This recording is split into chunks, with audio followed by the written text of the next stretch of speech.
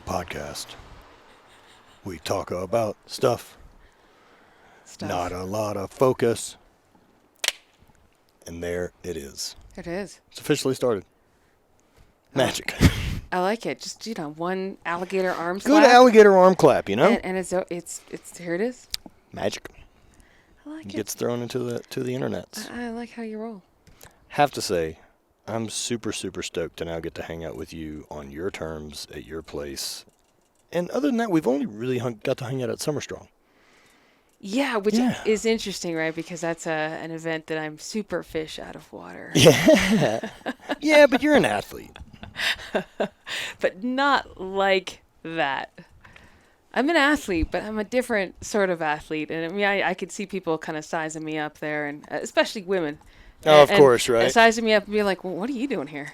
You're not. You lost. You're not jacked. You're not jacked. You're pretty fucking jacked, though. So, what type of athlete would you consider yourself? Ooh, that's a tough one. Would it be adventure athlete? Outdoor athlete? Yeah, see, when you say athlete, I know that is a title that I recognize sort of suits things that I've done. But, it's definitely not something that I think in my mind to myself all the time. You don't identify as an athlete. Well, not really. I mean, I logically, I do have quite logical mind. Logically, I know that it makes sense that goes along with my pursuits. Okay. Yeah. But I didn't start out that way. I was a farmer's daughter, and I worked on a farm, and I played ice hockey on the pond with my brothers, and, that was my sport. I just played hockey. Yeah. Yeah. And then, when I got the heck out of Dodge, I decided because I'd seen it on TV, it looked really cool, I was going to start skiing. So that was first. Yeah. I played softball as a kid and did a lot of other stuff. And we ran around. This isn't going great for your not being an athlete argument. If you continue to participate in athletics and have some success in them, the person who does that said thing would be an athlete. Yeah, I know. So. Well, I'm Canadian too, so we like to, kind of under. You feel like using the term athlete is a bit too braggadocious? Well, I never get paid to do any of these things, really. So that's I'm not 100% true. Well, I guess you're right. Not 100%. Some money is still getting paid. That's true. Think about how much most ham and eggers in their life are going to spend on playing golf and never making a dollar. That's true. And I can say 20 years of ski instructing allowed me a 1,200 square foot condo when I'm 40. Yeah, man. Look, I think a lot of that is just how you decide to frame success. Well, I love what I do. I Damn love right. what I do, and, getting up in the morning excites me, and I've never been presented with a challenge that I wasn't excited about. Right. Yeah. So, I mean, that's a pretty good life right there. Goddamn right, dude. Yeah. It's that same feeling that I've continued to have, I guess, since whatever midlife crisis or turn of events with getting hurt or any of that was, like, my whole life goal at this point is I want to spend as many days as I have left doing things I like. Why wouldn't you? Right. Yeah. Most people don't want that, apparently. Yeah, I had someone tell me one time, they're like, well, no one likes their job. And I'm like, hi. Okay. You don't want to know what I do. And look, I sold that same idea for a long time when I was doing outside sales. I really felt like, I don't think you have to be fulfilled by your job, but I think you should have a job that you like enough to care to be good at it. Yeah. And I hope that it provides you with enough free time and money to do the things you love. Yeah. And if it doesn't do those things, the fuck's the point?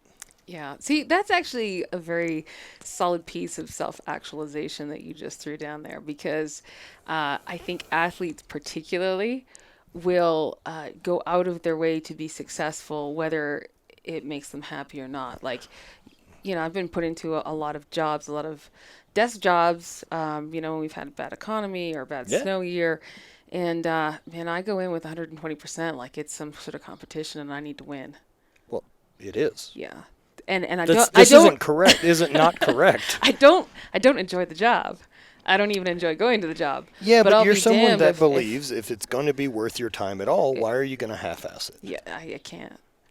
I have a better ability to not give a fuck about things I don't deem important. That filter has been okay for me. Of like, I'm not the turbo competitive guy, especially not anymore. That if we were going to go play a game in the parking lot, like I need to win, I don't give a shit. Yeah. I'll enjoy the game and move on with my life. Like I don't have to win at darts. Yeah. I'm not hyper I'm competitive. growing up. I mean, I don't have to win. I want to. For sure. Don't get me wrong. I'm never taking a dive. Yeah. I'm not giving an easy win to anyone. I may just be fucking bad at this. Exactly. There's a far bigger chance that I was just fucking bad at that. Yeah. That was the real problem. If I don't win, and don't worry, I didn't let you. I just really suck. Yeah. I don't like losing. Losing fucking sucks. Yeah. Like that hike we did the other day. Those people, I was like, oh, they're going down. Oh, the people we kept leapfrogging? Oh yeah. I'm like, we're gonna get them. I feel the same way. Yeah.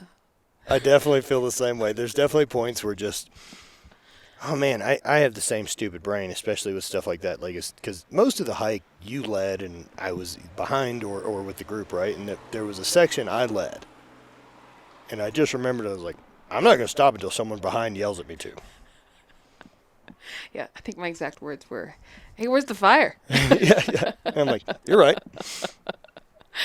Meanwhile, half the crew's Yeah. back there gasping for air. I'm like, let me show you how well I can do this. Also, try to smile while I'm doing it. Yeah. I'm not struggling. I mean, I'm fucking almost out of water and slightly panicked. That's why it's a special talent to get the grimace, the smile grimace, where it's like This is great. Yeah, the suffer grimace. You're like, Yeah. oh, yeah, I got this. Oh, man. So, started skiing at what age? 20. 20. Okay. That's later than I would have guessed. Oh, yeah, most people. In fact, for the first 5, 6, 7 years, I actually had coaches tell me, don't tell any of our athletes how long you've been skiing. It was They'll think they can wait longer? a strong recommendation. I did have a couple advantages. Okay. I had Well, you're Canadian. 5 or 6 years of martial arts under my belt. So, All right. Yeah, definitely you not know, an athlete. I you can't know. see anything here that is going to correlate to athlete. But okay, go on. And then obviously I had like 18 years of ice hockey under my belt. So those two things combined very well into translating to skiing, especially once, by the time I entered the sport, shape skis were already around. So when someone told me, oh, you just tip it onto its edge, I was like, it's just like a hockey skate. No problem. I got this. That adds up. Yeah, it adds up. And then just having good balance and proprioception, I think a lot of that came from the martial arts and then maybe some of the patience. But yeah, no, I was on fire. I was dangerous. I was dangerous. My first day on skis, it took me to the bunny slope and I hockey stopped. They're like, oh, this is great. You don't even have to learn pizza. All right, we're taking you to the Jesus. top. Let's roll. Yeah. Yeah. And, It just immediately clicked. yeah, it clicked until it got steep, which, once they took me to the top, it was like an hour later after I'd put on skis for the first time. I sat on my rear end and I inchwormed my way down a steep part and cursed at my friends and You're like, said, this is terrifying. yeah, fuck you guys.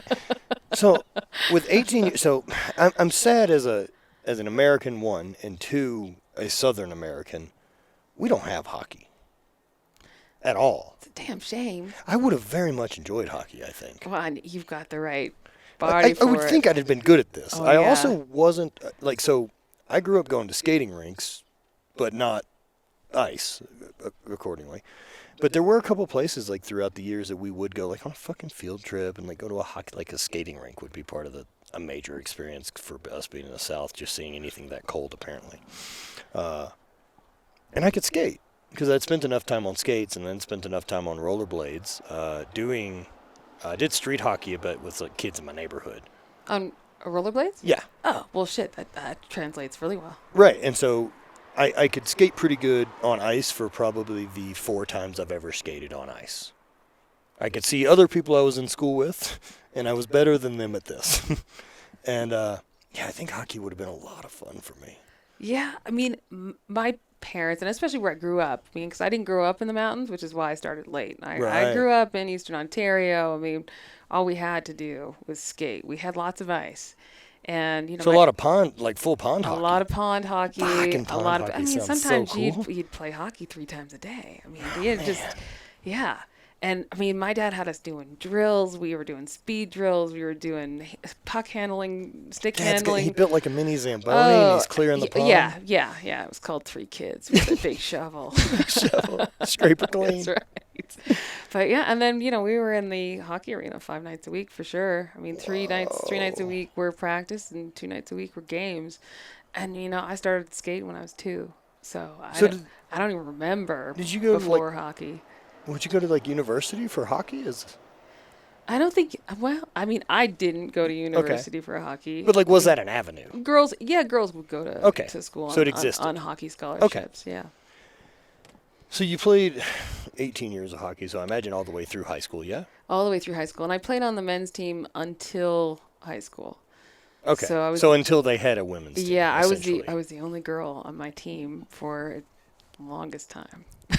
I hope you were a goon.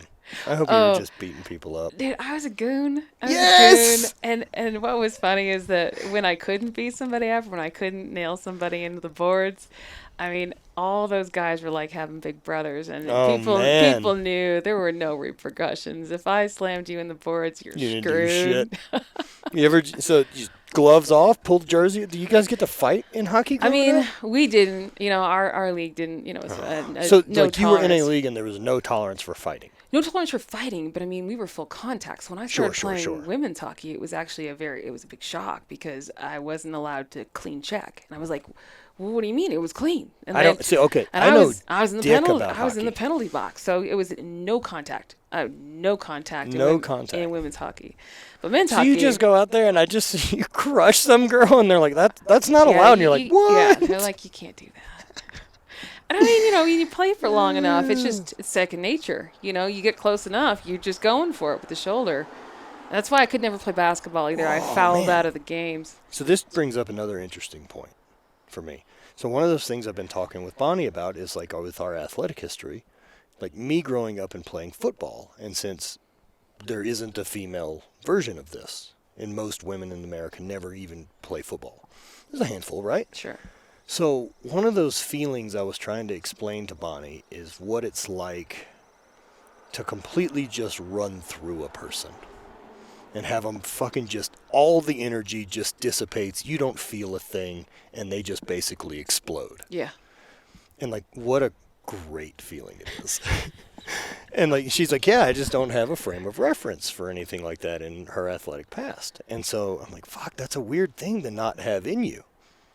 Because that's a very good, vivid memory for me. And you're a female now that for sure has that. Yeah, see, I've never thought about someone not having Yeah. it. But there's a lot of, everybody's different with Like you've just never removed another human from their place. Yeah, well, the nice thing about hockey, right, is the boards and the glass, the plexiglass, they make a lot of noise. Oh, man. So the perfect crack when you hit a golf ball and it's sailing.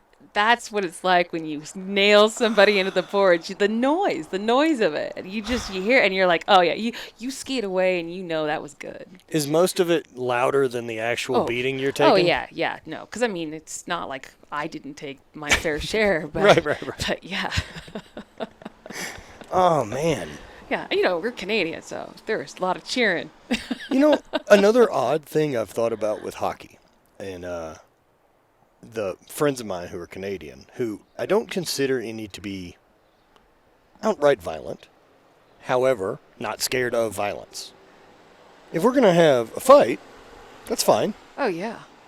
And if this is the way that we need to determine whatever decision it is trying to be made here, then we'll do this as the way to solve it out. And then it's done.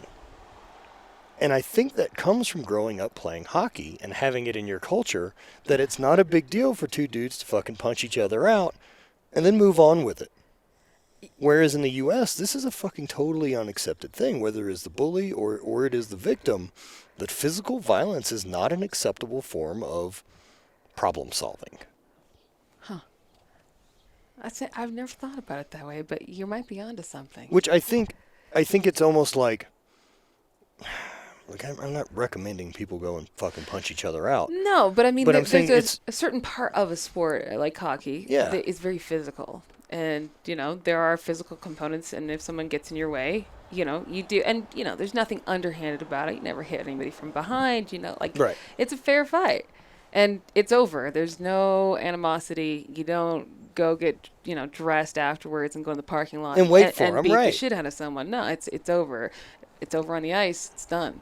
Which I'm sure carries over to fucking high school boys, right? They're like, all right, we'll fucking punch his ass out. We'll call it a day, and then we'll probably be okay next week. Whereas, like, it's just not acceptable for anything like that. And I don't know if it's just a little bit of keeps people a little politer because there's a consequence. But he'll fucking hit you in the mouth. And then 2, does it allow steam to be blown off at a lower point so that a major fucking freak out doesn't happen? Yeah, maybe that's it. I mean, I hope so. I'm also high, but whatever. And I think too it's different because women, and like I'm a pretty physical human, but Sure. I don't think that I have anything close to the level that you guys are on, especially in high school I don't know. when you've got so much going on, and there's like you guys are all sort of like puffing on your chest up. Yeah, high school male is a very interesting time, right? That's why I was super happy to be on the women's team. It's a good move. Yeah. High school football was fun, though, but, I mean, I can also say that because I excelled in it. And, I mean, as there is a pecking order in high school and a pecking order of sports, I was in a good spot on that list. Yeah. I wasn't an asshole, or at least I'm sure there's people that would argue the other. But, I mean, I stood up for both sides. That I was usually against whoever was being a piece of shit. I wasn't ever jumping on board with someone being a cunt just because. Just for the... Nah, not cool for me. But I was also plenty of an asshole to some people, so I was a kid, I was You just figuring it pick out, and man. choose your days, whatever. If I'm gonna be honest, if I'm picking groups of people I want to hang out with, 17-year-old me is not real fucking high on that list, and I think it should be that way. Can you imagine being like, that was the best version? High school me was the time of my life. Yeah, anybody that says that is completely off their nut. Oof. Yeah, absolutely. There's no way. No, like, why would I want to hang? Like, the coolest thing you did was when you were 17, and it's just gonna be Man, downhill for the next fucking that's 70 years. That's a rough life. Yikes! Just talking about high school football or fucking So, whatever is this Interesting defining enough, moment. we didn't have football. We had... That's right. Yeah, it was hockey. But you got Canadian football now, which is also a Yes. real weird Yeah. mix of. Although where I grew up was very like old school, old world Canada, and we had Where in we Canada had, we are we had talking? lacrosse, east of Toronto on the lake. East of Toronto on the lake. Yeah. So I know we're like Fort Erie. Is there a Fort Erie? Not one that I'm familiar with. That would be south of Toronto, like going into Buffalo. You're going. I think you're going southwest. I was south. Yeah, I'd be okay. south.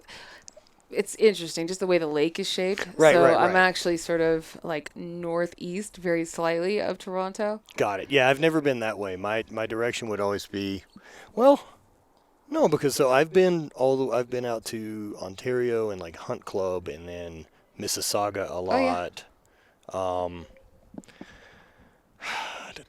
Yeah, see, I grew up on an island. It was a very big island, but it was an island An actual island. in Lake Ontario. We had a ferry access, we Okay. had a swing bridge, and then we had a sky bridge.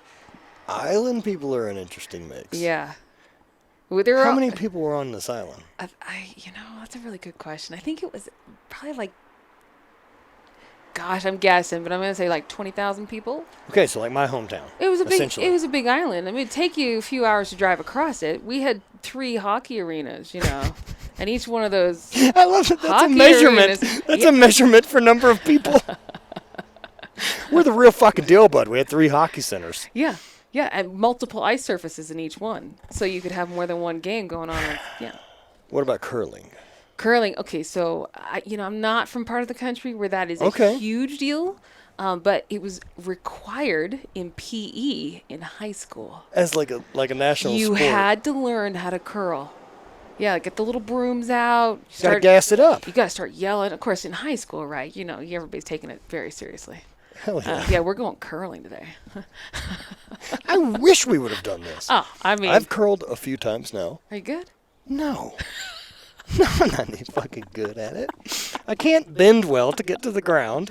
I have no concept of accuracy. I'm just trying to sling this fucking thing as hard as I can. That's why they make us do it when we're like 15. You I know. You're- I'm there you're- to just you're- blast the other ones out of the You're way. bendy when you're I'm 15. not there to score know? points.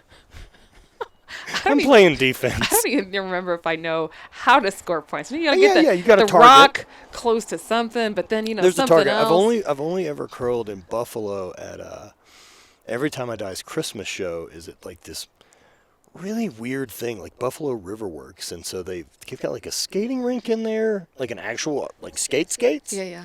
like four bangers, and then Like what? What'd you just four say? bangers, like four wheel skates. Oh, like roller skates. Yeah, Oh, four okay. bangers. I've never Well, heard you that. got rollerblades and you got four bangers. Oh, So all right. they have that. There's a couple like arcade games, and then there was like 2 or 3 hockey rinks in like a curling area. And you can like go and rent skates and fucking hang out. Random. I mean, Yeah, and is so- curling big? And No, I don't know, honestly. But it's a lot of fun. I can completely understand getting shit-faced and participating in this on ice. It's a sport that I can wear a hoodie and not sweat that much. that's true. I'm kind of into it. Good points. And they speckle the ice with the water to give Oh, it yeah, texture. Yeah. Yeah, I Yeah, but- learned a bit. Yeah, I mean, it's a very special artisan. It's like big tech- darts. Oh man, it's It's kind of like ice bocce ball as far as rules go. So you got to first throw, and you're trying to get it to the middle of a bullseye. And then the next team throws. And so closest to the center gets points. And so if you got 2 stones closer to their next stone, you would get both of whatever the score is on that stone, those 2 stones would be. yeah. So you're constantly trying to actually knock out the other stone. Yeah, and then you can bash 'em. and then set up protectors so that they can't hit your stone out. Yep. Yeah. It's a good time. I get it. I don't want to walk back and forth a lot. I like... Ice is real scary. You get special shoes. You got these special You get shoes the with little knives on them. It's fucking... I've already had one sport with knife shoes. I don't need a second. knife shoes. Had knife shoes in the Highland Games. You throw the hammer in the Highland Games with like a full like lace-up boot. So you want like a bit of a heel. And then on the front of your boot, you bolt on like this 6-inch spike, a blade. So they dig into the ground. That blade comes off the front. So it comes off the bottom of the shoe like this. Oh wow. Yeah. And so you bury them in the ground. And that way, as you're throwing the hammer, you can actually pull on the ground to accelerate it. Man, I'm surprised they didn't have these shoes in like John Wick or something. I mean, you could do some serious damage. You walk a bit like an asshole. It's not a real athletic pass to and from throwing. I've fallen down a lot. You just catch it. Yeah, but if you had some martial arts skills, man, you could fuck some people up. Yeah, martial arts was never in my background. I definitely remember the kids I knew who were taking karate when we were young. They are nerds. Thanks. Well, I don't agree with that now. I took karate and jujitsu. I mean, I grew up in a household where the idea if I would have joined the band, I'm essentially sure my father would have declared I was a homosexual. So, different world. I actually had the music teacher was our band guy or coach or whatever you want to call him, and he told me he's like, you'll never make the band. I didn't even like music, but I was like, you know what?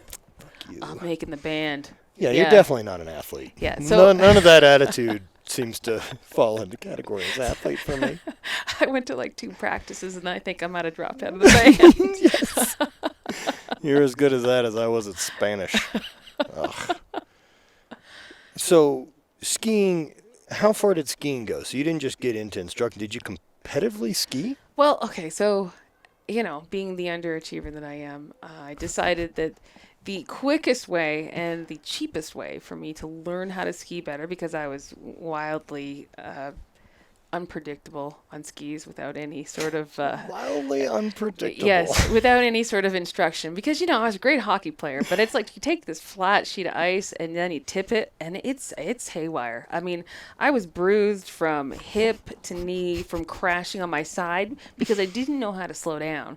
So I just throw myself. So you just high side it I'd and throw fucking myself dive to the down ground. Yeah, and I was bruised for like months. Anyway, so No one bothered teaching you the well, brakes. I made some friends. Oh, good. They were ski instructors. Nice. And yeah, and then I convinced them I was going to train to be a ski instructor. So the ski schools in Canada, they'll actually train you for free an hour every single day if you work for them. Now, working for a ski school when you're not qualified means you're basically a glorified babysitter. So there was a lot of ass wiping. And, that's all right. I was good with it. I was like, hey, I'm getting paid to teach these little monsters how to ski. And Well, I remember watching Karate Kid. Daniel didn't start with a sweet job when he started apprenticing. yeah, no. You're low man on the totem pole. Yeah, That's how this works. And I was stoked because they're Yeah. paying me to do something. And they're training me. They're showing me how to ski. And to me, I was just like, it's a free lesson. I'm getting a free lesson. This adds up every completely. single I day. do think that mentality is lost now. Oh, yeah. No, here I work at this ski school now in California. And Except when you hear a story down the road of someone who got their shit together and chased their dreams. And then they're like, well, here's how it started. And that doesn't seem to go away. Weird, consistent thing. yeah, it's interesting how that goes. That if it's important to you, people seem to figure it out. Yeah. So I did get my level 1 ski instructor at the end of that season. So I learned how to ski. My friends took me out, took me and just threw me into it. 3 weeks later, after I'd taken a few lessons, I signed up for a heli skiing trip because it looked amazing. 3 weeks later. I went heli skiing after learning how to ski for 3 weeks. Loved it. Just, I'm like, okay, hook, line, and sinker. I'm in. This is, this is my life now. Forever, this is my life. I got my level 2 certification the following year at the beginning of the season. Okay. So I just took it as fast as I could just to get the pay bump because the more qualified you are, the more money you get paid to teach skiing. And then I trained all that season, and I got my level 3, which is an international certification. 150 levels of ski instructor. Right. So I get that at the end of my second year of skiing, and people were just like, they were just shocked. And okay, since I don't have a frame of reference, and I'm going to gather most listening don't either, how long does that normally take? Most people who have been skiing their entire lives, the fail rate is about 80% the first time you take it. Okay. So, yeah, I was, What are the tests on this? What do they have you doing? Oh, geez. So in Canada, it's actually it's like a 7-day exam. Like a written exam? No. So you have a practical, okay. and then you have, your skiing. And things have changed through the years. I don't know what they're doing anymore. And even the American system, I had to go through that too. And they're a little bit different. But you basically do 2 days of a teaching exam. So they give you a scenario. You're meant to teach it in front of your peers, in front of this group of people that are just as scared shitless as you are that they're going to fail this thing. Yeah. It costs about $1,000 to take it. So, when you're 20, that's a lot. It's a lot of money. You've saved up. Yeah, you've saved up. And then you do 3 days of skiing, and basically it's a ski off. You stand at the top of the hill. They tell you what kind of turn they want you to make, and then those examiners go down there with a piece of paper, and you have to go in the order that your number you're given, and they just mark you. And there's no it's poker face. They just want you to sweat. So they're like, oh, you do short turns, and then they grade you. And you do this for 3 days, and then you get invited to come to the final exam. So they either tell you to screw off, or you get invited back, and then you go through, and you be an American Idol. Yeah, and then you go through. You have to do another teaching scenario, and then you get invited to do all of your technical demonstrations again, which is your skiing. Do you have a routine? Do you get music? No, man, that'd be so awesome. Would be sick if that was just part of the culture. I know, it'd be great. Do a little ice dance or something. Yeah, maybe a little flair. Maybe yeah. Some 80s snowboard movie type characters. Exactly. Maybe wear a weird mask on the back of your head. Wasn't that one? There was one where one of the guys had 2 masks that he wore and talked to them like they were alternate characters. Doesn't matter. You know, we only had 3 channels growing up. I don't know. This is some Might have weird missed that bootleg one. snowboard film, I'm sure, that like made it to Showtime. Probably had boobs in it. He probably wasn't well known in the game. Ah, sounds like a good one. Well, I'll look it up Yeah, after. I'm sure it's Yeah. great. Probably doing great on Uh, Rotten Tomatoes. Worth our time for sure. So, yeah, once I got my full cert, I mean, they fully told me, they were like, all right, you got this by the skin of your teeth. And I went into it thinking, you know what, I'm just going to see where I'm at, because I did not expect to pass. I mean, you know, I did not have that much. Although, I had 150 ski days. I averaged 150 ski days a year because I started going to the Southern Hemisphere and skiing in Australia. I got, you know, I was an addict. I was just like, I want to ski all the time. So you chased winter. I did chase winter. Yeah. And then they do tell you, so once you get your international certification, you have to get a coaching cert or it will expire. So in order, shit. it's a prerequisite. So if you get the coaching cert, it's like lifetime good? You do have to do like an upkeep every few years, you know, to stay current. But so yeah, then I actually went to Australia to coach so that I could get my coaching certification, because Canadians, they were teaching coaching certifications in Australia. Okay. So I went down there to fast track it and, you know, jump on board to make sure that my level 3 stayed current. And while I was down there, I met a bunch of Americans who worked here in Mammoth. And they made a few phone calls. This is pre 9/11, so I mean, it wasn't that hard to get a work visa here. It was great. And then, yeah, I ended up, you know, get my coaching certifications and then coming to California and teaching here and coaching here. So I started off coaching for master ski racing. And if you know what that is, it's anybody who's not very good when they're a kid and they decide they want to be really good as an adult. Oh, got it. Usually they have entirely too much money, entirely too much time, and they spend a lot of money on a lot of gear. Well, that's the trick. You need better gear to make up for a lack of exactly. ability. And you know what? God This bless is how them. I ride bikes. It's fun. Yeah, me too, right? So, hey, it was a lot of fun. But my coach did advise me. He said, you do not tell them how long you've been skiing. Because, you know, they were like, oh, what's your background, Jones? What do we know? Skiing my whole life. Yeah, I'm like, well, you know, I've been skiing for 4 years. That's why my first and they name were is just Skier Jones. slack-jawed. They're like, 3 years, huh? Yeah. All right. Don't tell any of the athletes. Yeah, don't tell anybody how long you've been skiing. So did you end up teaching in Australia as well? Yeah. Fucking hey. Mm-hmm. That's super, super rad. And then I went to New Zealand and I actually coached there. So I was coaching a race team down there. Again, they were like, don't tell any of the kids how long you've been skiing. But it's, you know, man. The coaching. Look, I've had a lot of people try to undersell some shit coming on the show. This may be the best it's ever been. Well, I mean, I'm just trying to tell you where I came from. Yeah, I got it. It was nothing. I mean, now, It I was mean, nothing. now I've been in it for 20 years, and you know I have no problem telling someone I didn't learn how to ski until I was of course. 20. Yeah, and yeah. Now I'm an examiner. Now I teach the ski instructors how to ski, and now I'm, you know, the one that's standing there with the clipboard writing down numbers, which is actually not how they do it in the U.S. We're much more student-centered teaching, so it's a much nicer way. It's a much friendlier process. We don't do that anymore. What's the failure rate? We don't scare here? the shit out of the candidates anymore. We should. See, I say that, and they're like, how come the nice Canadian is telling us that we need to? Because they're still earning a place. I think so, too. I think we're a little too easy on them. But Man, they weren't nice to me playing high school football. I learned how to get yelled at by a boss that I couldn't quit a job. That's what I learned. Well, and I tell people all the time, I'm an evaluator. I'm just here to maintain a standard, and you either meet or you don't meet. That's you it. know, I don't have an opinion about it. It's not a pass or fail. I mean, at the end of the day, it is, but it's like you either meet the standard or you don't. And I'm here to tell you how or what to do to meet the standard, but you just might not be there. It's not because I like or dislike you. Right. It's really... It's a lot that I dislike. I'm just a measuring tool here. Man. All right, so... Did you end up competitively skiing? No. No. Okay, never. No, never. All right. Yeah. I mean, you know, like small potato stuff, you know, yeah, we know. But nothing, no. You didn't like train to get better at skiing competitively. No. I mean, I was definitely more, skiing is my first love, and then cycling would probably be considered my second. And I started cycling to overcome a ski injury. Oh. And then realized, I was kind of fast, and someone mentioned it. They were like, "Hey, you're kind of Well, fast. Why you don't probably you have a big race?" engine.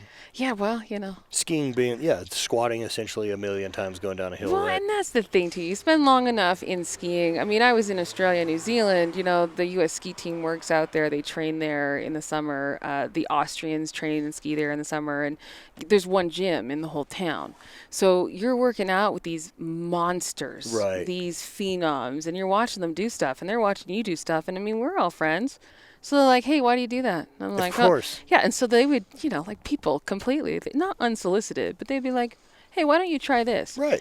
And so, I mean, I was telling Derek But about, these are peers as well at this point, right? yeah, I mean, they're just significantly more successful at the sport than I Yeah, am. but at But the same time, like, there's some point, look, there's a weird ego I find in sports that's like at the upper amateur level. yeah, And then once people actually break into a professional level, it becomes more this colleague thing where you realize who you're interested in pushing is you, and you don't have the success of your thing isn't dependent on being better than someone else. And so it's no secret. And even I think it becomes fun. Be like, I'll share my secrets and I'll still beat you. well, I don't even know whether I say I'll still beat you. Sure, but I mean, and this is, I think, why I love coaching, because when I share something and I see it have an effect on somebody, I'm like, oh yeah, that's mine. That's the best. And it's not, maybe it is ego. Maybe I'm taking credit for it. I'm like, I did that. But you Yeah, know but- what? I like doing that. I like but being you able to enjoy- sit there and help somebody and get them somewhere, just one little nugget. One little nugget. Well, I think that's key, right? That you enjoy the process so much you can enjoy other people's success. Yeah. That's so much better than the scarcity mindset that, like, there's only so much success, and if you get better, it somehow threatens mine. Yeah. Not great. Well, that's a really tough thing. And I think coming from a much smaller country and coming from a very different culture, especially women in sport, I find that, my Canadian girlfriends who are very, very successful are also extremely supportive.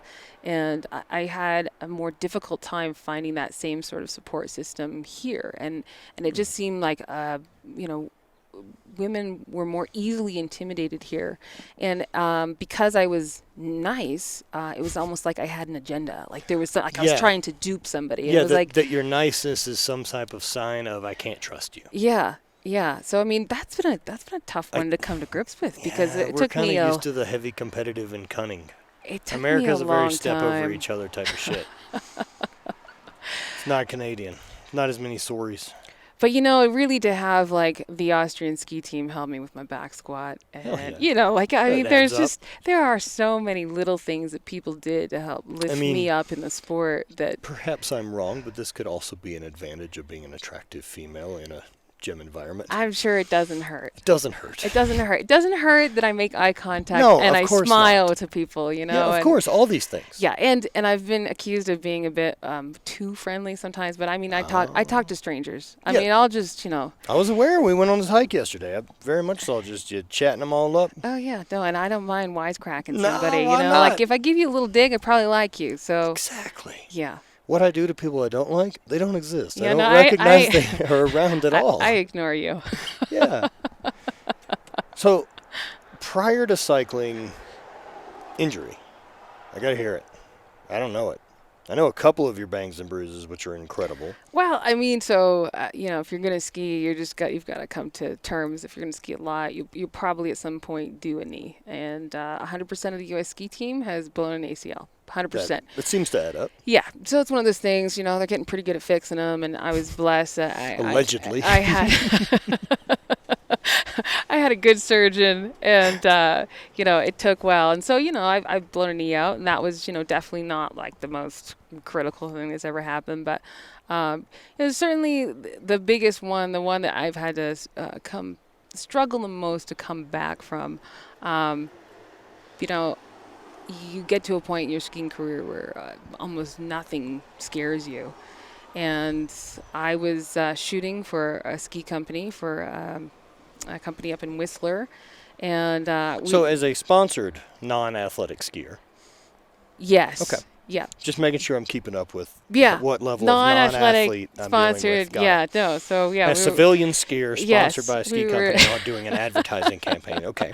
Yeah, we were doing a pretty big ad campaign, and we've been shooting for a couple days, and there's definitely nerves. I mean, I was one of those people. I'm like, what am I doing here? Like, all these other guys have been in all these Warren Miller films, and This is my entire life. This I'm imposter syndrome? yeah, like I'm low on the totem pole. I haven't been in any ski movies, and these people beside me, I'm like, what have you been in?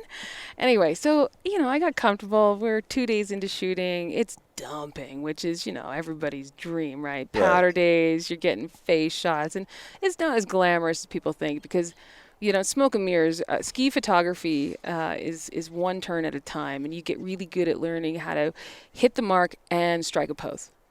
And it's more like skidding in the right position. Sure. Yeah, so I mean, there I mean, is. look, I've done a it's lot of skill. photo shoots at this point with having a brand.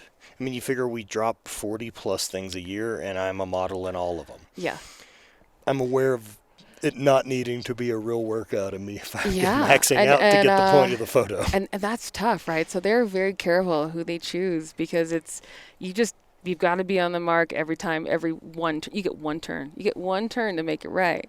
So we've been working this ridge line, and it was a run that I've skied, tons of times. I mean, it's considered, like one of the, like a double black or whatever. Okay. But it's not something that's unreasonable. There's no mandatory air, and we were working this ridge line, and there was a big snowdrift, and we had to keep hitting it and spraying. There was a 60-foot cliff, and it was all granite with lichen on it. It was beautiful. It was a great photography.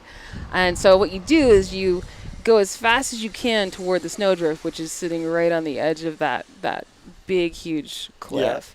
And then you turn, like a check turn, as quick as you can to spray as much snow against the rocks. Yeah, and then you hold the pose. That's it. That's all you do. So they want spray and you already in it. And there were two of us doing the shot. It was actually one of the guys I worked with up in Whistler, and he was actually my boss. He wrote my paycheck, so Perfect. yeah. So he was on the phone, and it was my turn for the shot. The photographer grabbed the snowball. He's like, "All right, I need you to hit that mark," and I just took off. And people ask me how fast I was going. You don't know. I mean, like maybe 20, 30 miles an hour. Sure. You just fast enough. Look, I ride a bike quite a bit. 20 or fucking 30's fast. Yeah. It's a steep chute. I mean, this chute is pretty vertical. Sure. And at the mouth of it, if I stood sideways, my ski tips would touch the rocks. Oh, So, man. it's a very narrow, Mm-hmm. yeah. And then it opens up in aprons, and it's beautiful, and it's like the best thing to hit on. I mean, like on a powder day, it's, Okay. yeah, sick. Anyway, so I'm like, yeah, okay, no problem. Spray the rocks. Got this. I head in 20 miles, 30 miles an hour, whatever it is, and there were rocks buried underneath this fresh snow on the wind drift, and you couldn't see it. There was no shadow, no nothing, and I dry docked. That means, my skis hit the rocks, stopped me so hard that I ejected. My body kept going, and I went face first into this granite cliff face. And I mean, I was wearing a helmet, goggles, I mean, everything protective that you wear when you're skiing, and I was immediately knocked unconscious. So a lot of the story that I'm going to tell you is very secondhand. It's Sure. like I don't. Well, shit, you had a lost crew there of shooting photography and most Yeah. likely video. Yeah, I lost a week of time. Like I don't even remember. Yeah, Time travel for a week. week. So knocked out cold. Apparently just limp body. But I smashed open my face. Smashed out this front tooth. Tore Just one? just one. Okay. Yeah, tore my upper lip off. I opened up my chin. Apparently I had torn up my knees and elbows. But I didn't find those for weeks. I just remember getting up one morning and realizing there were stitches in my, and I was like, oh shoot, I didn't remember these ones. Holy shit. But they got me down pretty quick. They got someone on site and down to the hospital. And unfortunately it was the middle of a blizzard. So we were waiting for an ambulance for 8 hours. Finally, a friend of mine drove me down to the hospital in Vancouver, and are you still out, or are you just I am completely fucked completely coherent if you don't know me. perfect? Because I'm an overachiever. So the the guys, the paramedics, they're asking me questions. They're like, "Hey, we need you to remember green snow," like the three words. And I was like, yeah, yeah, yeah. And in my mind, I kept repeating them again and again and again. And I ignored everybody. And then they asked me again a few minutes later, what were the words? And I repeated them perfectly. Like, oh, she's fine. And my boyfriend at the time was there. And he's like, no, no, no. No, She's cheating. No, no, she's not fine. You don't understand. They're like, she doesn't need a CT scan. He's like, no, no. Because he was a pro motocross rider. So he's like, no, no, I've seen this before. She needs a CT scan. She's really not with it. Yeah. I mean, at this point, Yeah, I know her. She's not in there. yeah, and I mean, The machine's operating, but there ain't nobody behind the wheel. I have an interesting past. I've done a lot of things. I was a dental assistant at one point, so I'm taking pictures of my mouth with my cell phone, and I'm sending them to my old dentist. I'm like, hey, is this going to need to be crowned, or can you think, am I going to need an implant? Like, what are we going to do? Do I need to have this thing pulled? Fuck. Yeah, and so he is sending messages back like, oh my God, where are you? A client of mine here in Mammoth was a plastic surgeon, so I'm sending him pictures like, hey, do I need to have a plastic surgeon stitch me up? Because people there were like, oh, yeah, no, no, no, we're just going to put a few stitches in there, you'll be fine. Again, my boyfriend's time's like, no, no, no. No, she takes pictures For a this. living, right. Yeah, like maybe The whole face thing is Yeah. relatively important. Anyway, so a lot of things happened to my benefit, and I ended up getting sent down to Vancouver to the hospital. And thankfully, there was a surgeon down there that had been called by the first patrolman on site to pick me up. Was dating my landlord, and he was an ER doctor from Vancouver that only donated 1 day a month of his time to the mountain, and he just happened to be, it was his day on, he happened to show up and be like, oh my God, that's Meagan. He called his friend, called him in, said, we're going to need you to sew her up, and got me down there, got all the information, got me sewn up, got the CT scans to make sure that I didn't have any massive brain bleeds. Anyway, the whole thing, took months. How long ago months is this? and months. We did this. I did this in 2012. Okay. 2012. Right on.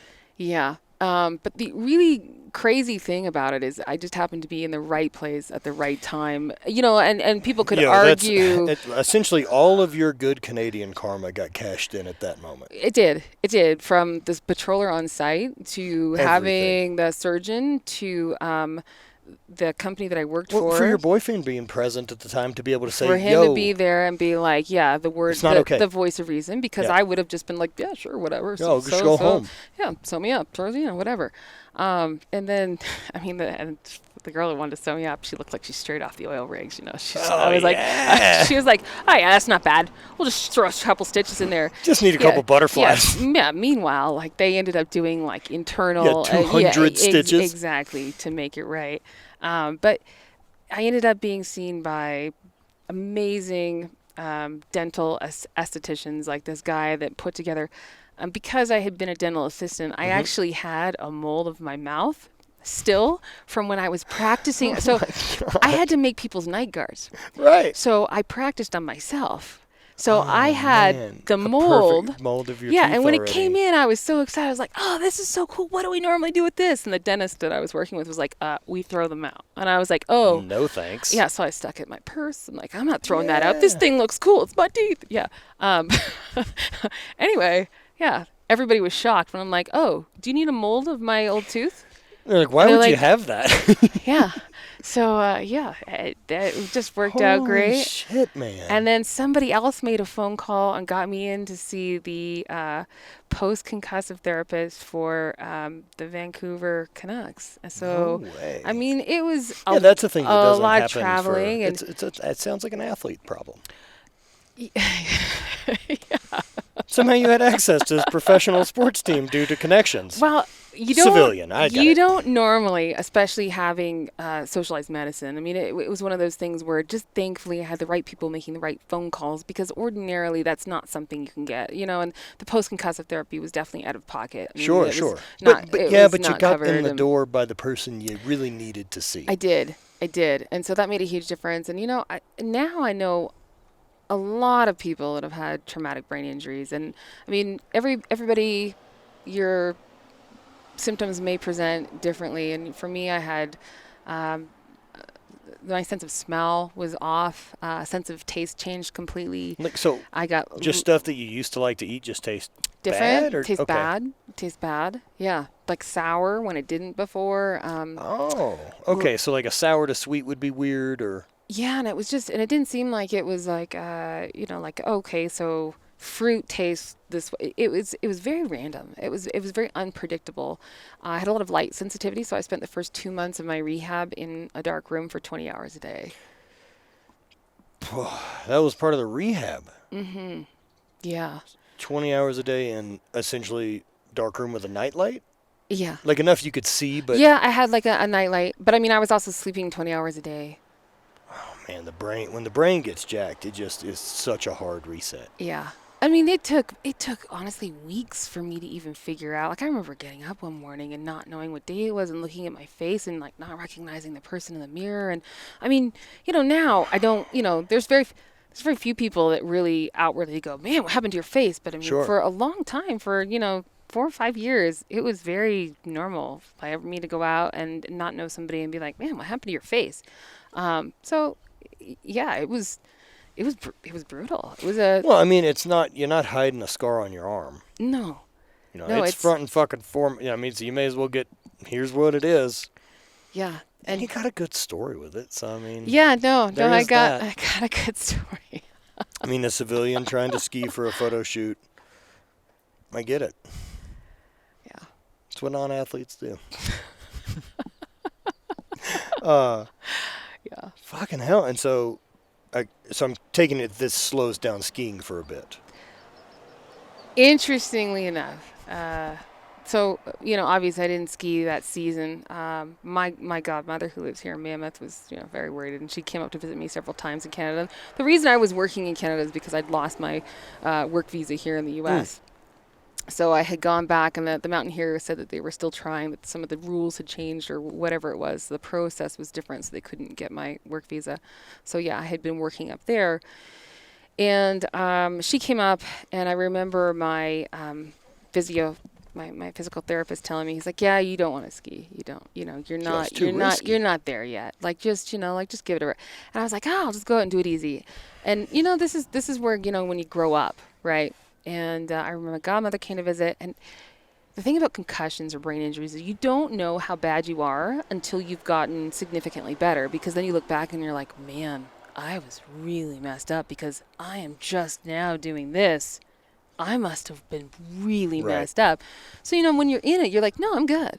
I took my godmother skiing, and we really just stayed on like really easy runs. I mean, she's in her 70s, and I felt that for 2 weeks, like just mind-numbing migraines, nausea, not being able to eat, just because it was too much. It was too much for my body or my brain to process. Too much information is the way that my so just therapist. like the RAM is just running too. Yeah, It's too they're hot. like, it can't focus on healing your brain and Ski. all the external things that you take for granted that you do every single microsecond that you're out there. You don't realize how much energy it takes for your brain to process that amount of information. Especially when it's broken. Yeah. So yeah, that knocked me on my ass.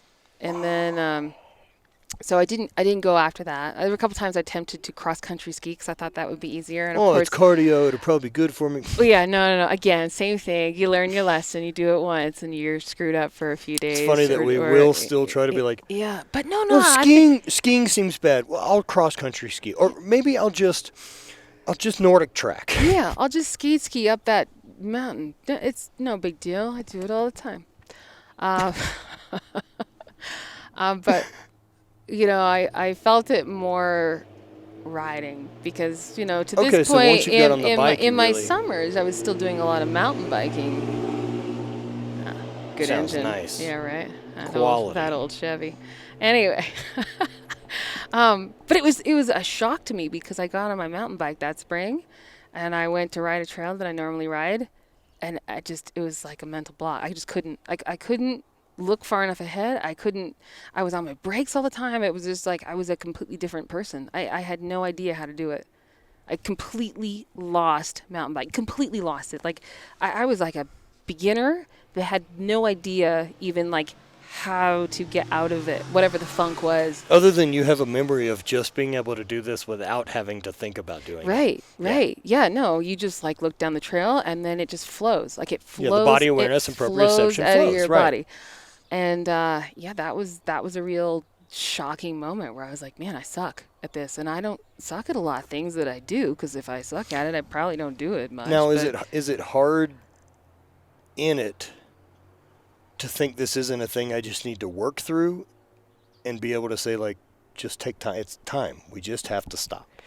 Well, yeah. But I mean, before that, I had raced some downhill, and so I got rid of my full suspension, my full DH bike, which had 8 inches of suspension front and back. So scary. I mean, super fun bike, So right? did you compete in downhill? Just locally, Okay. just fun Which stuff. is so much more than me. It's so much fun. It's so much fun. It's like, Oh, man. you feel like a total superhero, man. I know. I gotta get back out here with the actual mountain bike. It's good. I need to chase you around so I can actually get a feeling of how embarrassed I am at my ability on a bike. It's true. No, I'm not great at it. No. So the thing is about being an instructor and wanting people to like what you like is that we generally will take people to places they're going to be successful. Of course. Yeah, so I'll make sure that, I'm not throwing you down some gnarly. No. I also, luckily at this age, and I don't have so much ego, or I have enough fear of pain now to be like, oh, no, I'm not doing that. I'll walk. It's fine. Yeah. No problem. Yeah, there's some things I still have a bit to prove on. Like going on the hike. There's stuff now, especially that I'm dabbling in some more endurance style stuff. And it's weird to say that because it's not like I'm competing and fucking trying to ultra marathon or anything, but so much of my athletics were spent competing in a thing that takes under 2 seconds. And so the idea that I'm in a sport that's going to take 6 hours to do a thing or longer. Yeah. But the focus is less. Because Absolutely. you can't run that 2-second focus for 6 hours. No, that'll kill you, And man. you can't have the intensity. No, you're just going to want to wait. You're constantly trying to think, when is this over? When is this over? That's been the issue. That's been the issue. And so it's been a really hard switch for me to flip to this idea that that when you're throwing, there's no real enjoyment in the throw. Right? Like, if you smash it, but everything's happening too fucking fast that there's no process of the throw or thinking about the throw. It is just, you feel it and as soon as it comes out, and then you have a number. And that's the feedback of good or bad. So the idea of that the journey is the actual activity to give a shit about, and not just the woohoo. Yeah. We got to a thing at this pace and we're done.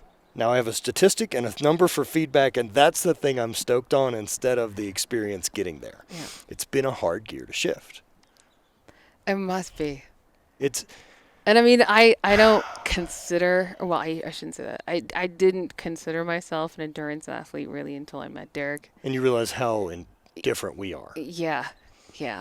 But it's only because I feel like I've always surrounded myself by people who are so much better than me at things that I've never considered myself very good at anything other than, I know that I'm exceptional at skiing. I know that, there's... I really very, good. very much feel the same way, right? Like I, despite having college paid for and doing that with track and field, I don't consider myself as a good shot putter. Because good shot putters go to nationals or go to the fucking Olympics. Right. I didn't do either of those things. I was a very average shot putter. Exactly. For a Division I college shot putter that had school paid for. Right. I was very good at the Highland Games. I was a very average strongman, and I was a very average powerlifter. Hey, there is nothing wrong with that because... Hey, man, no. I mean, I am not built to race bikes because after I realized that I was, the mountain biking thing was out, I was like, well, I still love riding. I got a road bike and just decided, okay, this is meditative for me. I'm just going to work through this shit on a road bike. That was just balance way off, everything fucked? Everything way off. Just, just not being able to process the amount of information it requires to look at trajectory, line, and being able to make the micro adjustments of your body when you're doing a flow trail, when you're just, So one of the things that that really fucked me up with pain and my injury was I felt, because, man, okay, so this is interesting because for me, this has never gotten hurt, right? 100%. So all of my stuff was, this never didn't understand how throwing works. This never had a change period, right? It never got bad at it. It was just a day that I was hurt and now I can't do this ever again. It didn't slowly fade out. And so it got really weird to be operating a machine that I didn't understand why it operated the way it did anymore. Yeah. Because this isn't the machine I've spent 30 years mastering. Yeah. And I couldn't comprehend, this isn't my machine. I felt really foreign in my own body. Now, does it work that way the same of like, I can fucking do this. I don't understand. Yeah. Okay. It's the fucking craziest. It is crazy. But I mean, so coming into cycling as somebody who is very competitive, or, you know, like I have that drive. And you came from a mountain bike background, which means I you're comfortable on a bike more than road bikers typically are. I had a reasonable bike handling. Yeah. You're not worried about a curb. You'll fucking clear it. It's fine. Yes. But where I realized my strength was, because it was, you know, didn't have years and years of cycling and racing background. It was stage racing. So like you, I wasn't one of those heroin chicks. I'm still, you know, like Sure. I have way too much muscle mass to win a long distance, like a 60-mile road race. Right. Like I might, if I strategize well enough and I stay fit enough, I can stay with the front group. If there's a breakaway, man, I hope it doesn't get too far, because if I don't catch that break and I'm stuck back with the first peloton group behind the break, I mean, I know I'm going to have minutes to make up the following day. So in stage racing, I don't know if, you know. So, yeah, I'm very familiar. So Tour de France, I'm big into all of it. So, you know, there's multiple days, multiple disciplines is what I was doing. So you were doing time trial days, team days. Yeah, so we would do a road race, time trial, and usually a criterium. Okay. So the difference between a road race and a criterium is that a road race is anything above 40 miles. A criterium is less than 40 miles. And typically laps. Right. Yes. So short track and just hammer down. Exactly. So I'm actually pretty well built for that style of racing. This would also probably be if I was really picking, other than the fact I'm 240. I'm still not built for any There's of not it. a lot of those heavyweight guys on those skinny tires, no. No, it's not a good look. No. But I'm strong enough in the time trial. I could slaughter those heroin chicks by a couple minutes, and then my combined time for the day, as long as I stayed in that front pack, as long as I didn't have a margin of time that didn't exceed. So 2 out of the 3 disciplines you're really solid in. Exactly. So even though I wouldn't win any of the road races, in fact, there was one I only won the time trial. I didn't. Yeah, but the road race has such weird strategy to it, right? Because, like, I mean, other than sprint finishes or any of this, a lot of time to avoid dangerous finishes, they'll just, peloton is given a time. Yeah. And so you can kind of, you can hide. Like, you're watching Tour de France, you're guys like Mark Cavendish who are going to still end up finishing pretty decent in the overall. It's because they can manage to stay with the peloton because of the way drafting and all this other works. That's if you have a team, though, because they can pull you. So I, usually was in a team of 2 or 3. So depending on the fitness, and I think we're talking about girls that are, mid-30s, so we're not, we didn't have a strategy meeting and decide beforehand, like, okay, you're going to win this day, you're going to win this day. It was like, okay, we're going to work together and stay together, but, what happens is what happens. Yeah, we're all here to win. We would be up near the front, and if there was a break, one of us would chase the break, because we'd want to bring that break back. We don't want that break getting away, because if it does, you screw your chances of getting an overall, because if they get a break and they're off by 2, 3, 4 minutes, you now have 2, 3, 4 minutes to make up in the TT and in the crit. Which is giant. It's 4 huge. minutes in a time trial. Like, when you're talking about, they're breaking it down by seconds still. Yeah, at the and finish. the time trial is only, most of them are 10 miles or less. Right, you don't have... unless you're doing, like a championship time trial. Yes, what? You're talking, depending on surface, 25 minutes? Yeah, 20 to 25 minutes. If it's a flat enough stage, you're just hammering. Yeah, unfortunately, I never got any flat ones. It's California. Of course, It's yeah. hilly. It's hilly. But Yeah, it's a yeah, terrible place. it's just awful. Don't move here. Stupid hills. Yeah, but I mean, I found a lot of success in that. What So it level? was What level of like riding success did you find?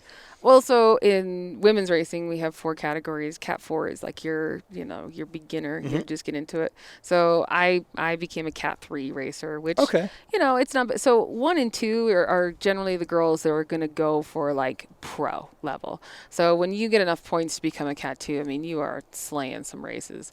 And like I was 35. I was just like, I'm still having a lot of fun. Yes. I'm having a lot of fun. I don't need to cat up and get my ass handed to me by these 20-year-olds that are fresh out of college. I'd rather stay in this competitive massive group. engines. A lot of them come from collegiate running. So, they're, yeah. Cross-country runners make the jump. Oh, man. That adds up. And it's funny, right? Because their bike handling skills are terrible. They can't stay in the peloton, so they break. They go to the front and they work because they don't know how to handle a bike around other people, which is hilarious. That's why they do really well in the road races and sometimes not so well in the crits. The mountain biking background changes a lot of stuff. I mean, look at Peter Sagan or any of these guys who have seen big success on the cycling stage, who have major background. He was a world champion mountain biker. Yeah. I mean, I had a crit one time, Brentwood Grand Prix, and I got pushed into the sidewalk, and I literally bunny hopped the curb onto the sidewalk, came back in, and I had girls high-fiving me for like hours afterwards. They were like, "Oh my God, we totally thought you were done, and then you bunny hopped." Yeah, I was like, I'm I'm a fucking mountain biker. I can handle my bike. But don't get me wrong. I puckered hard. It was downhill, sure, but it was on a corner, and we were hauling ass. I mean, but we you were didn't going. fail it. You No. you're like, we gotta try something. You didn't think about it. You're just like, all right, this is the out right There's a route. here. Whoop. That's right. Especially you coming from a downhill mountain biking background, just the amount of willingness to trust the machine under you to do a lot of the work. Yeah, that's true. Because, man, that's what you see. The downhill guys, when they're crushing it, their bodies just cruise down the thing, and the bike is just fucking everywhere. And it's incredible to watch. Oh, yeah. No, quiet body, active bike. Very, very fun, man. Yeah, I need to come back and ride more. Damn it. Well, and that's the thing, too. How did I not find enough time in an 8-week road trip to do stuff? Oh, you've only been here for 3 days, and there's, Yosemite was a full day. It was. Yeah, And there's also the part of me that's slightly lazy. Hey, dude, it doesn't get dark till 8. We still got We time. can go pedal. Well, we got some We'll time. go for a little pedal. That'd be good. I could use that. We'll do it. Yeah. We'll Okay. do it. Man. Yeah. So obviously at this point where I'm anticipating the road enough to, hop curbs, I'm feeling pretty good about recovering from a brain injury. But Yeah. So but yeah, it was slow. It was a slow journey, and I did a lot of things during that time that, I've never ever considered that I can't do something. I've gotten into things and been like, "Oh man, this is going to be tough." But I've never thought I can't. And, when I came back and realized that there were some, all of a sudden, like actual limitations, that there were some things I really had to be smart about. Like I had to be a grown up and think about how I was going to manage it. That summer of rehab was full on. But I mean, it didn't stop me. I started doing a lot of mountaineering. Okay. Yeah, bagging a lot of 14ers. Okay, and so give me a difference between mountaineering and hiking. So mountaineering, there's usually route finding, so there's no actually set trail. And there's also usually some equipment involved. Okay. So, that you're going to have to climb something, or you might need some rope, so you need to have a little bit of a climbing background. Okay. Not always, though. I mean, there were mountains that I summited that I was like, oh, we actually didn't even need to rope up for this. I mean, it's good that we... Yeah, of course, but you don't know. That's the point. Yeah, and it's not an established trail that you're going to go exactly. walk. And we didn't know if there were people above you. So you still wear helmets in rockfall areas. Like, you still have to carry a helmet because, brain's kind of important. It is. Yeah. It does help drive the bus. Yeah. And it'd be pretty stupid. You're walking up a mountain and you get taken out by some rock fall. I mean, Heroic way to yeah, go. right? I mean, shit, just wear a helmet. It's fucking better They than don't look that cool, but it's better than hey, slipping and falling in your kitchen. that's right. If I'm picking away, to be honest. A rock on the side of a mountain's a way cooler death. Slip and fall like in a grocery store and Jeez. oh man. Yeah, so with the traumatic brain injury, were there any periods of time that like emotions were wonky, like just of like trying to keep shit together? Oh yeah, I mean, I noticed that my temper changed dramatically. Really? Oh, it's very, very short fused. I mean, just and for almost no reason. I mean, very. Well, you're short kind of fused. constantly frustrated, I imagine. Yeah, I think that was it. I mean, I had really good doctors. All my therapists told me, they were like, don't make any major life decisions right now. Yeah. Consequently, I broke up with that boyfriend. Yeah. I was like, go back to LA. Of Go course. find some nice girl whose face is Oh, fucked up. god damn. Poor dude. Yeah, but yeah, emotional, and it's again one of those things where even now there are still things that aren't fully the same. I mean, I was totally fine being in a crowded room and being able to look at somebody and have a conversation with them and be able to drown out anything else. Okay. And still to this day, if I'm in a restaurant with bad acoustics, I come home and I don't have to drink. I got a hangover. I mean, it's awful. Just sensory overload. Oh, just I get nauseous, I get dizzy, yeah. And I can't pay attention anymore to people in like going to a conference, like going something like Summer Strong was actually really hard for me. Yeah. And This is not my ideal learning environment either. well, and I mean, it's okay when you have one speaker and you can just listen to that one speaker, but in between speakers, I would leave the building. Yeah. Because there you was just just get such that slaughtered. that hum, Yep. of voices is just it's overwhelming. It's too much. And then there are also just like certain things like I used to enjoy red wine, and there was about 6 years before I remember distinctly my favorite bottle of wine, opening it up and trying to have a sip and just being like, God, that's the worst thing I've ever put in my mouth. Oh, so it wasn't just like chemically. I'd say I immediately thought you meant like hangovers were really bad or like you were sick or nauseous, but No. taste was completely off. Taste was off, and I mean, I wasn't drinking, Right. but I would get like a hangover sensation just from noise or from light. Like for the first few months that I was rehabbing, going into grocery store is my worst nightmare because the overhead lights, Fluorescent lights are so the rough. smells, and the noise. And God bless them, I had really nice people that helped me out and good friends up in Whistler, people that hardly knew me. I mean, I'd been in the U.S. for 12 years before I had to move back to Canada. People there, knew me through social media, Sure. they had never met me before, and their generosity, I cannot tell you enough how wonderful these people were, that they just accepted me, took me in, found me a place to live last minute. I mean, we didn't find out that I didn't find out I didn't have a job here until Thanksgiving Day. And then they were like, by the way, you need to find a job. And meanwhile, I'm thinking, well, I'm starting work like next week, Oof. So yeah, it was, I had a matter of weeks. So making a few phone calls, talking to a lot of people via Facebook Messenger Yeah. back when, I was using Facebook. Look, man, a lot, my whole business started using Messenger. The first 4 years we were together, we Yeah. ran the whole thing through it. But those people grocery shop for me. They took me to appointments. They made sure that I got to Vancouver for Yeah, because specialists. driving's got to be weird, right? Oh, it's terrible. Terrible. It's a lot. Oh, it's so much. I mean, for We me, take for granted how easy it is and how much your brain can handle autopilot. but- not when you're recovering No. from a TBI. No, it shuts the autopilot off. Like Yeah. you're fucking in it. Yeah.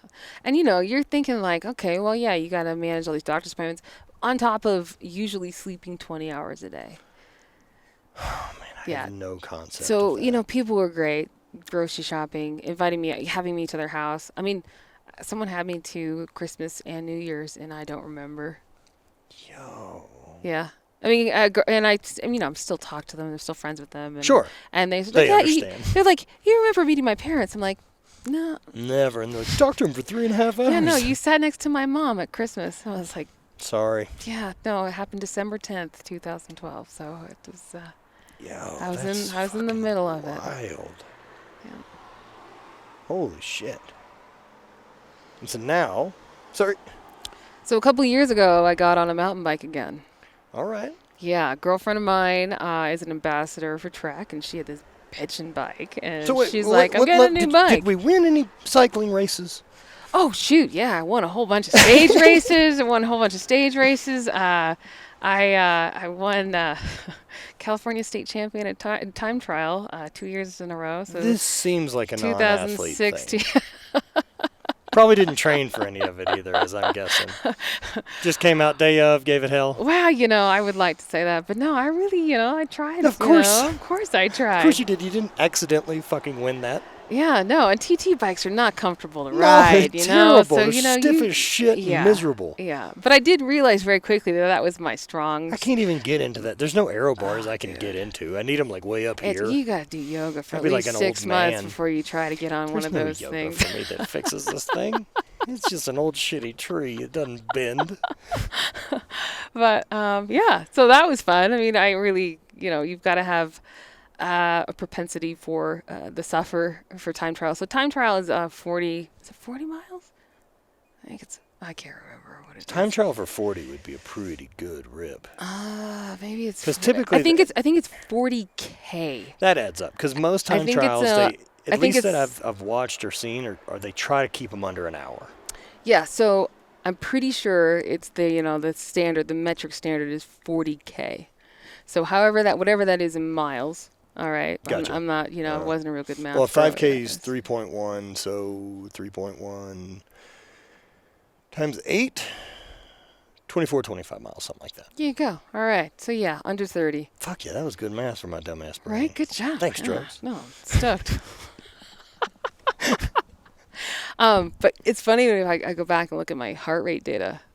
You're basically in threshold for 40 plus Yeah, minutes. as long as you can. As long as you can. But And if not, you should have been pushing harder. well, yeah, and there's a real art to it because if you go out too hard, you burn too quick, and then you don't have anything for the finish. And you want to make sure if they stagger the start, and if Right. you got somebody that's passing you, oh man, Man, you're in trouble. oh yeah, They've run like- you the fuck down. Oh yeah, no, because every person in front of me is my carrot. I mean, that's just like I'm like, Hunt 'em. oh yeah, I'm hunting Nothing down. better than catching one around Absolutely, a turn. no, I am just my eyes are just locked on that ass, and I am pulling that thing in.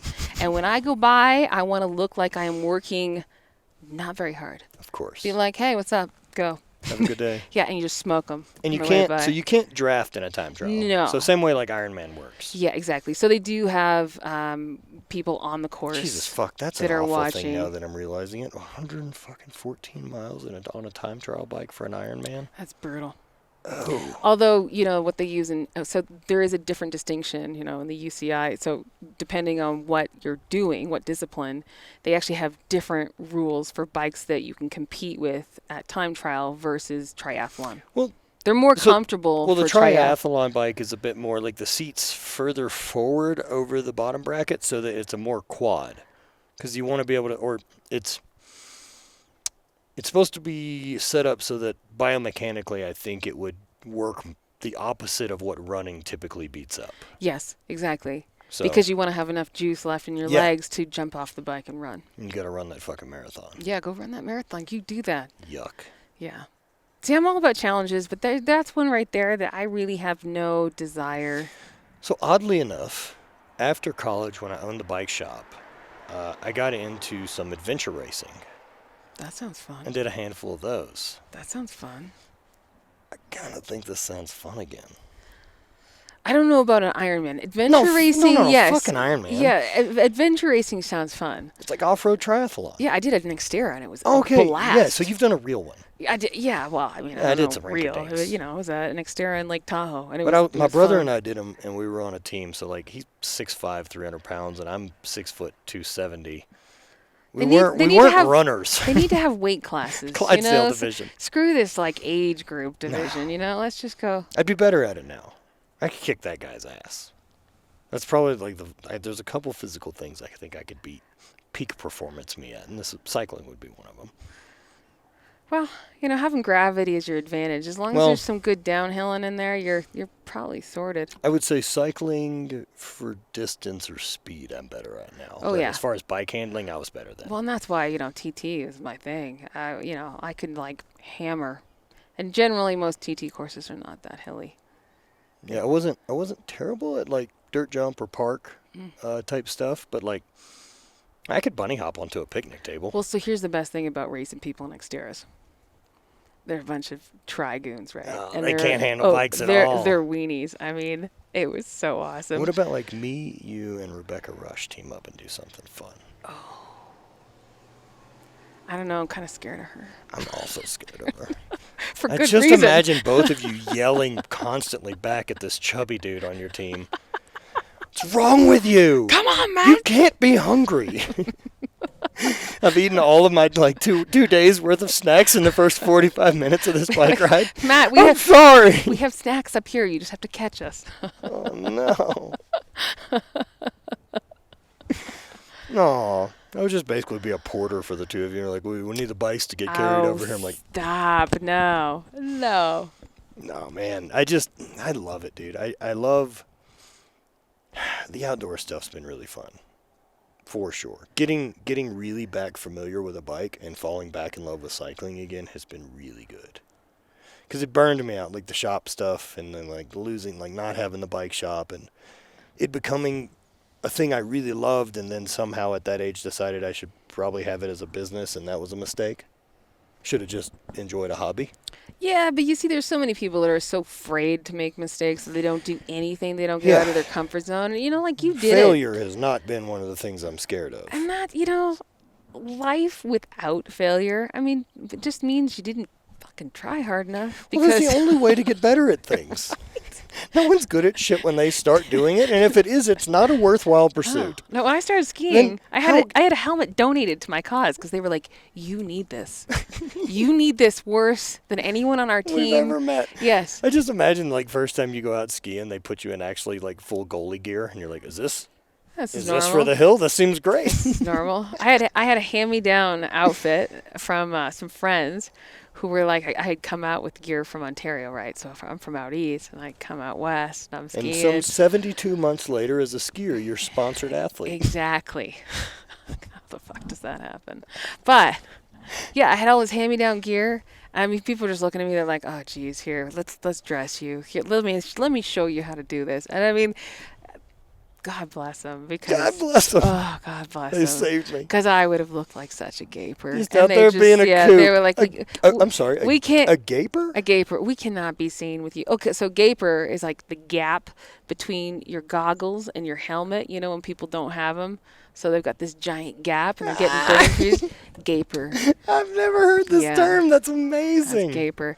Well, and in hockey, when someone's a real tool, you call them a pylon. Fucking pylon. I've heard yeah, that. Yeah. And people around here are like, what's a pylon? Like, No. like a road cone. pylon, A yeah. road cone. It's Useless. A pylon. Useless. Yeah. You might as well just sit there and be orange and do nothing. Just sit there and be orange and do nothing. You fucking pylon. Exactly. Softer than tin ply. You got it. Let's wrap it up.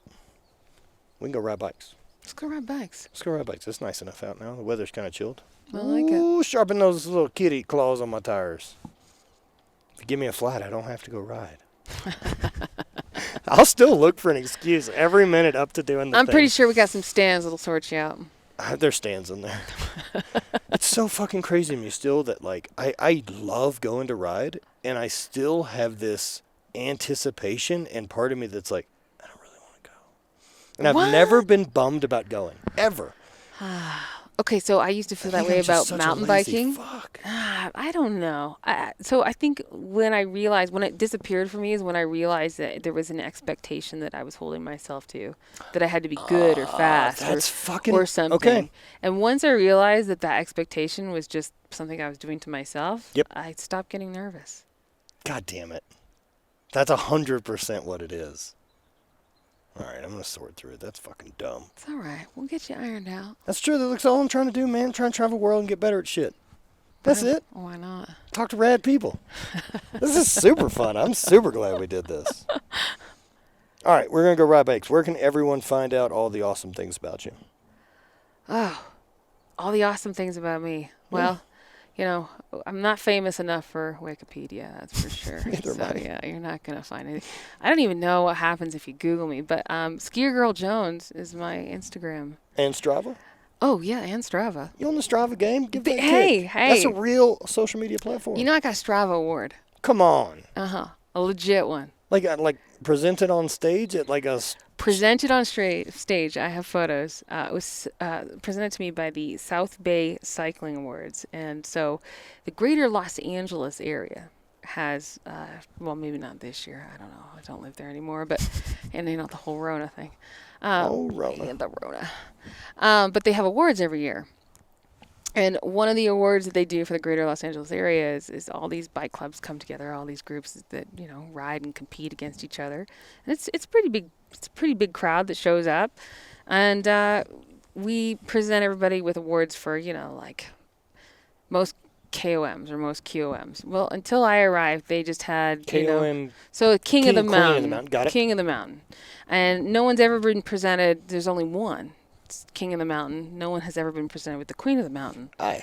And so apparently the committee that's in charge of, you know, the Strava Awards for the greater Los Angeles area was like, well, we think, you know, so-and-so, you know, he submitted his name or some people submitted his name and he probably has the most QOMs. And, you know, you can look it up. There's a stat, Sure. right? You can go on to Strava. Yeah, it doesn't seem like it's something to really vote about. You can, yeah, no, you can compare, you just as long, you know, people will submit some people's names. Ah, okay. And one of the girls in the committee is like, well, do you not have like a women's one? They're like, no one comes close. And she's like, well, I'm pretty sure Skier Girl's got like 300. 300 Queen of the Mountains. Jesus Christ. This is going to be a terrible bike ride for So me. so they looked it up, and sure enough, I had beaten this guy by over 100 KOMs or QOMs. Yeah! And instead of making, because I thought this is probably the politically correct way to do it, you make another award. You just Sure. have the QOM and then the KOM, you present the male and female. No, man. They presented me with the KOM award. That's so sick. Yeah, and it's a horseshoe that's polka dot, red and white polka dot. It's like No the way, dude. Like the mountain jersey on the fucking Tour de France. Exactly, Yeah, I know what's like up. the mountain jersey on the I'm Tour an de France. odd, weird person who knows a lot about a A random lot, amount of shit. a lot about a lot. Yeah. So anyway, I don't know if I still hold it, but I went through the other day and I started counting because you know, like I still get them every now and then. Sure. Yeah, I have none. I have pages and pages and pages to scroll through. I'm just like, oh, geez, yeah, some of these are kind of old. Fucking A. All right. Skier Skier. Girl Jones on everywhere that matters. Strava, the Instagrams. Pretty much. That's Fucking it. love it. I fucking love it. Let's go ride some bikes. Let's go ride bikes. All right. Thanks everybody for listening. Bye.